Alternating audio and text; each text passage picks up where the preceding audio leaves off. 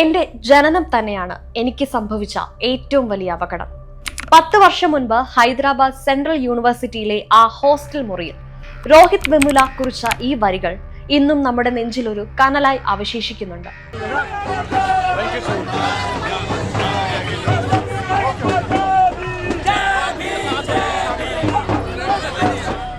എന്നാൽ ആ കനൽ ഇന്ന് കേരളത്തിന്റെ മണ്ണിൽ വീണ്ടും ആളിപ്പടരുകയാണ്.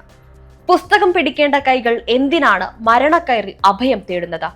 അറിവ് പകരേണ്ട കലാലയങ്ങൾ വരേണ്യവർഗത്തിന്റെ പീഡനമുറികളാകുന്നുണ്ടോ? ഉത്തരം കിട്ടാത്ത ചോദ്യമല്ല ഇത്. കണ്ണൂരിലെ നിതിൻ രാജ് എന്ന ദളിത് വിദ്യാർത്ഥിയുടെ മരണം നമ്മുടെ വ്യവസ്ഥിതിക്ക് നേരെ, നമ്മുടെ മനസാക്ഷിക്ക് നേരെ നീട്ടുന്ന വിരലാണ്. എൻ്റെ അടുത്ത് പറഞ്ഞ്, നീ ഗേറ്റിന് പുറത്തിറങ്ങി നിന്റെ കൈയും കാലും വിട്ടും, നീ കൈയില്ലാണ്ട് നീ പിന്നെ ജീവിക്കേണ്ടി വരും. നമുക്ക് ഓർമ്മയുണ്ട്, 2016 ജനുവരി 17 രോഹിത് വെമുല വിടവാങ്ങിയപ്പോൾ അതൊരു ഭരണകൂട കൊലപാതകമാണെന്ന് നമ്മൾ ഉറക്കെ വിളിച്ചു പറഞ്ഞു. അന്ന് നമ്മൾ കേരളക്കരയിൽ മെഴുകുതിരികൾ കത്തിച്ചു. രോഹിത്തിന് നീതി തേടി തെരുവിലിറങ്ങി. ജാതി വിവേചനത്തിനെതിരെ വലിയ മുദ്രാവാക്യങ്ങൾ മുഴക്കി.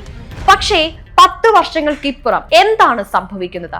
ഹൈദരാബാദിൽ അന്ന് കണ്ട ആ ക്രൂരത ഇന്ന് നമ്മുടെ തൊട്ടടുത്ത്, നമ്മുടെ കൺമുന്നിൽ ആവർത്തിക്കപ്പെടുന്നു.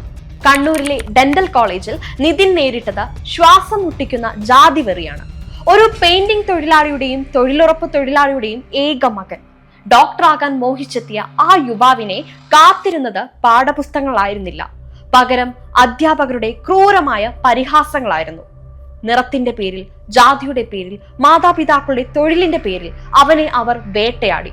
എന്നെ വെറുതെ എണീവ് ചേർത്തിയിട്ട് അമ്മേനെയും കളിയാക്കി, അമ്മയുടെ സർജറിയെയും കളിയാക്കിയിട്ട്. നീ പരാതിപ്പെട്ടാൽ നിന്റെ ബോഡി മാത്രമേ ഇവിടുന്ന് പുറത്തേക്ക് പോകൂ എന്ന അധ്യാപകർ വധഭീഷണി മുഴക്കിയെങ്കിൽ ഇതിനെ സ്റ്റാഫ് റൂം റാഗിംഗ് എന്നല്ലാതെ മറ്റെന്താണ് വിളിക്കേണ്ടത്?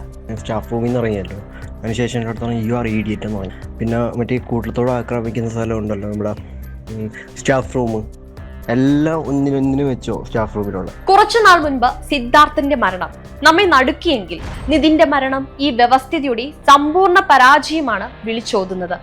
ശാസ്ത്രത്തെയും നക്ഷത്രങ്ങളെയും കുറിച്ച് സ്വപ്നം കാണേണ്ട പ്രായത്തിൽ എന്തിനാണ് നമ്മുടെ കുട്ടികൾ കയറിൽ തൂങ്ങുന്നത്?